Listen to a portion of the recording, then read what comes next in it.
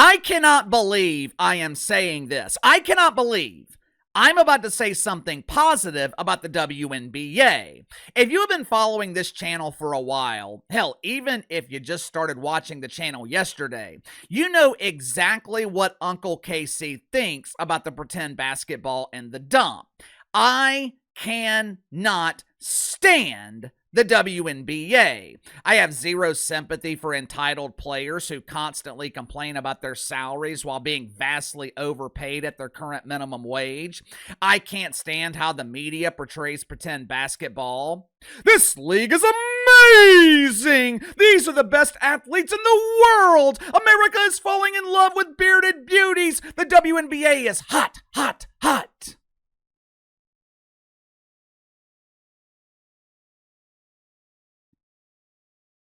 Basically, the mainstream media lies about the WNBA like they lie about everything else. And if you don't lie about the dump, if you tell the truth about pretend basketball, the diva of Dump Divas, Kat Engelbert, refuses to let you cover the league, which is actually a blessing because those who cover the WNBA, they're constantly having to deal with players asking to borrow pesos. All kidding aside, I cannot stand the dump, but credit where credit is due. The ladies put on an absolute show yesterday afternoon on ABC. Not only was the basketball good, which is extremely rare in the WNBA, most of the time, the pretend basketball players in this league look like untrained professional wrestlers. But yesterday, the WNBA featured two teams who actually know how to play basketball, and they also proved where the focus of the league should be. Forget about Angel Reese. Forget about trying to fabricate this rivalry between Angel Reese and Caitlin Clark. In order to have a rivalry, you got to have two stars, two teams on the same level, equal levels. The Chicago Bravado are one of the worst teams I have ever seen. And the captain of the team, the so-called star, Angel Reese, she is doing helicopter layups looking like she's prepping for takeoff while driving the Bruce Caboose. I don't know about you guys, but I have never seen a caboose with the ability to fly. The real rivalry in the WNBA, it should be the New York Equality and the Indiana Felines. The script literally writes itself. The Equality are the veteran team. They're the defending champions. The Felines are the next generation looking to make a name for themselves. Both teams have star players. Obviously, Caitlin Clark is the star of stars. She is on a level all by herself. There's not a player in the league that's capable of reaching a tenth of her drawing power. The Equality, they've got Sabrina Ionescu. Well, KC, she's not a star. Most people have never heard of her before. Yeah. Therein lies the problem. This is exactly what I'm talking about. The WNBA and their pretend friends in the mainstream media, they have wasted the last 12, 13 months trying to make Angel Reese and the Chicago Bravado into something they are clearly not. How many times have we talked about organic growth? How many times have I said they need to let Angel Reese grow organically? What we have seen in the first two games between the Equality and the Felines, this is what organic growth looks like. A rivalry that's built on the court instead of a rivalry that's built through the media. More importantly, and this is critical, both of these teams have something that has been sorely missing in the WNBA. Both teams have women who look like women. Make sure to like and subscribe. You can follow me on Twitter at KC_BTL84. This is going to be the only video today. I know the schedule has been a bit reduced this weekend. I've been busy packing everything up. We'll be spending the rest of the month in Nashville. I'll be traveling the rest of the day today. Barring unforeseen circumstances, which I'm hoping there are none, we should be back to our regular schedule tomorrow. Also, happy Father's Day to all the dads. We often hear about deadbeat dads. Men are constantly being demonized for having toxic masculinity, but there are a lot of great dads out there, including my own. who still refers to me as his baby boy even though I'm 40 years old. I could be broke down on the side of the road, hours away, and my dad would drop whatever he's doing, which is probably taking a nap.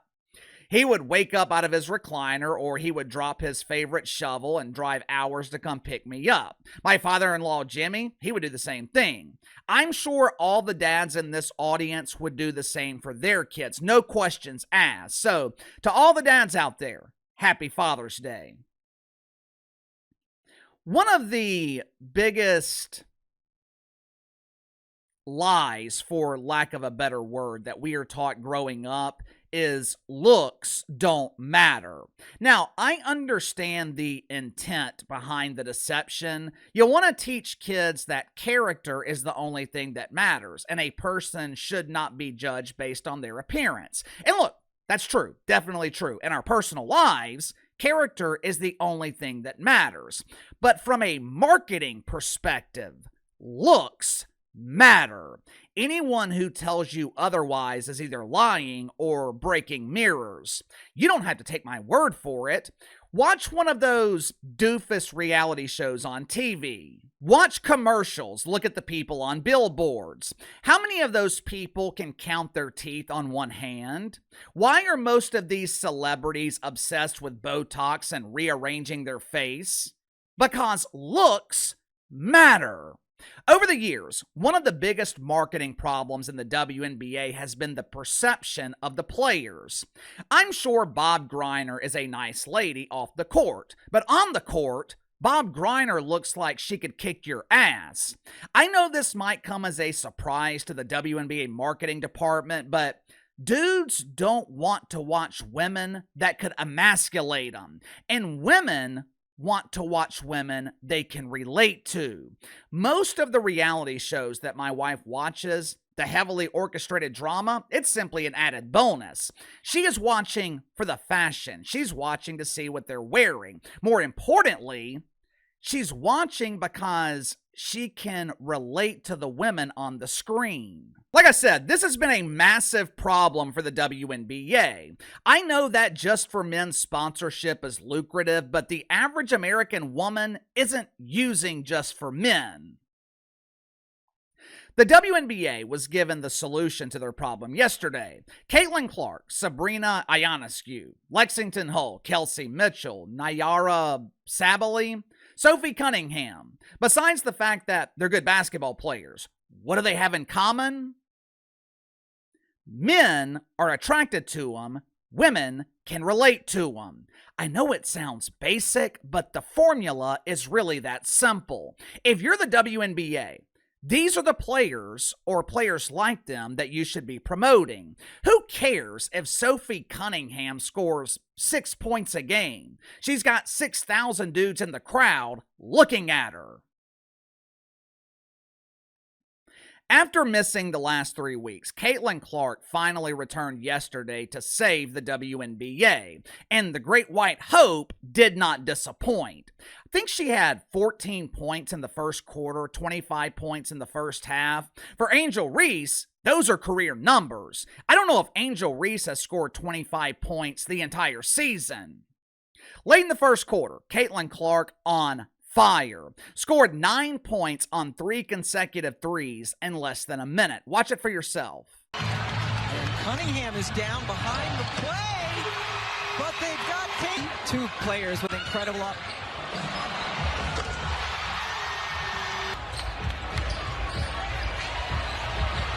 Clark, another long three. She's back. You know, sports, especially when we're talking about television, sports is all about feel. One of the biggest complaints right now with the NBA Finals, it doesn't feel like the NBA Finals. Mainly because ESPN refuses to treat the broadcast like it's the NBA Finals. Doris Burke is asking Mike Breen to pull her finger for a toxic surprise. Stephen A. Smith is playing cards on his phone with his favorite OnlyFans model, which my inside sources tell me is Shannon Sharp. Hey, it's me, Shay Shay! All kidding aside, broadcasting sports is all about feeling the moment, feeling like the game you're watching is important. When Caitlin Clark is on the court, it feels like a big deal, especially when she's playing a team like the New York Equality who can match her on the court. When Angel Reese is playing, it feels like a comedy show. Angel Reese has become a meme, a joke, and she doesn't do herself any favors by clapping back at the haters and trying to monetize the word me bounds. Ooh, girl, I'm gonna make 6 figures off these haters. You might make 6 figures, but you're adding fuel to the flaming ass fire that you're not to be taken seriously. Angel Reese is not to be taken seriously, which means her games don't feel important because she's not perceived as being important. Angel Reese isn't perceived as being a threat. How can she be a rival for Caitlin Clark if Angel Reese isn't taken seriously? We have seen what happens the last few weeks when Angel Reese is your only star.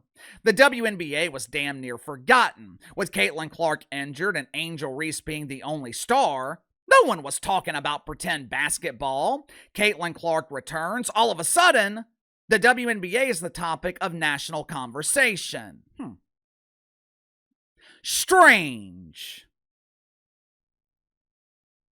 The problem with this potential rivalry between the Equality and the Felines, I don't know if the league or the media will support it. Why? Because the stars of both teams lack melanin. It's no secret that they don't want white girls to be the faces of the WNBA. It also eliminates a lot of the drama that the WNBA was built on over the last 12 months. Most of the coverage the WNBA has received, it was based on the racial tension coming from players who were jealous of Caitlin Clark, which leads us back to the same question we always ask about pretend basketball. Is the basketball alone enough to carry the league? Is the on-court product enough to maintain their momentum? Is the WNBA sustainable at this current level without the drama? You tell me. Sound off in the comments below. I'll see you guys tomorrow.